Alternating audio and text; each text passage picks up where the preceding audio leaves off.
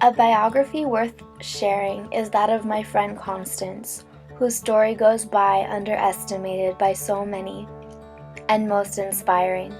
When I met Connie, we were in high school. We clicked right away and became the best of friends. She was living with her father, 2 brothers and 4 sisters, and her stepmother, and her living situation was not a good one because her stepmother, with a narcissistic personality disorder, would abuse her verbally, manipulate, criticizing her constantly, and feel the need to compete with her stepdaughter. For example, her stepmother would cut off her hair whenever it began to grow, despite Connie's wishes to keep it long. Her stepmom would tell her that she looks like a slut, constantly trying to weaken her self-esteem. She wasn't allowed to leave the house or see her friends very much, and would have to do chores constantly: laundry, dishes, scrubbing floors, etc. If someone in the family didn't keep the stepmom happy, she would hurt him or her physically, so all the children in the house were afraid of her. One time she found out that Connie had skipped school, and the next morning Connie woke up to her stepmother kicking her over and over again in the stomach, her face red with anger and rage. There was never enough food for the kids to eat at home because the stepmother would buy expensive items for herself, such as a chandelier for her bathroom or Louis Vuitton bags that she didn't need. I remember Connie one day coming to school with marks on her arm when her stepmom had dug fingernails into her skin. And she worked up the courage finally to report what had happened to her to the school counselor. The school counselor called Child Protective Services, who later paid a visit to Connie's house. Connie's stepmother blamed it entirely on Connie, claiming that she did it to herself, and the CPS believed the fabrication. Connie's story contains 2 gatekeepers. One of them was her older brother, who left home to move to Pennsylvania, telling Connie always growing up that she needs to leave the house, she cannot stay there, and it's a toxic situation for her. I remember on Connie's 18th birthday, she packed up all her stuff in trash bags, snuck all of her stuff out the window in the middle of the night, and left.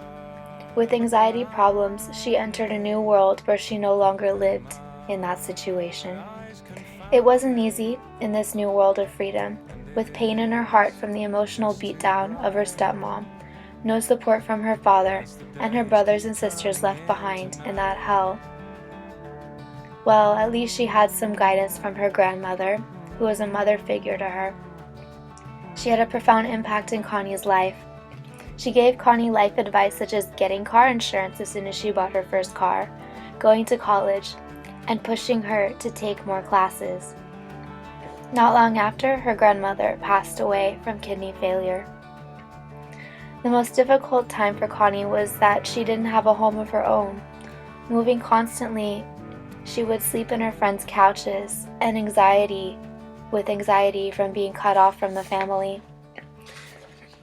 Learning how to be an adult without any help from her parents, she had to learn everything on her own: how to drive, how to get a job, learning about rent, bills, etc. See, most people, when learning how to be an adult, had some sort of parent guiding them, which she did not have. There was hope for Connie, however. Her grandmother, after passing away, left behind a college fund, and her wise words to stay in school and continue to persevere. And that she did.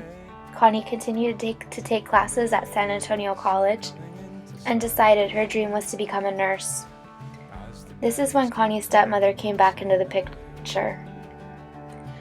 The stepmom began telling members of the family that she thought she deserved the college fund and wanted it for herself, for quote-unquote putting up with raising Connie. The documents were quote-unquote lost, and Connie's stepmom began to use legal tactics to gain control over her college funds. Connie hired a lawyer to defend her college fund for a couple $1,000s. It's really difficult to get accepted into nursing school. So she'd been going to school, getting good grades from the very beginning because she was aware that she would be competing against hundreds of other students to get into nursing school. When she applied, she didn't get in because her test scores were not high enough. When she got rejected, she cried for a couple days and questioned whether or not to pursue this degree. Her friends told her not to get discouraged and to keep trying. After a whole year of studying and retaking tests, on the third try, she finally got accepted into both San Antonio College School of Nursing and the UT Health Science Center School of Nursing. She decided to accept the offer to the UT Health Science Center. Connie is doing really well now. She's overcome her anxiety and has a steady place to live. Her college fund is secure and safe, and she's working at a department store and will be attending the nursing school at the UT Health Science Center. She is an example of what I call a real-life hero, and I'm glad to have the privilege to be her friend and to share her inspirational conquest and one heck of a redemption sequence.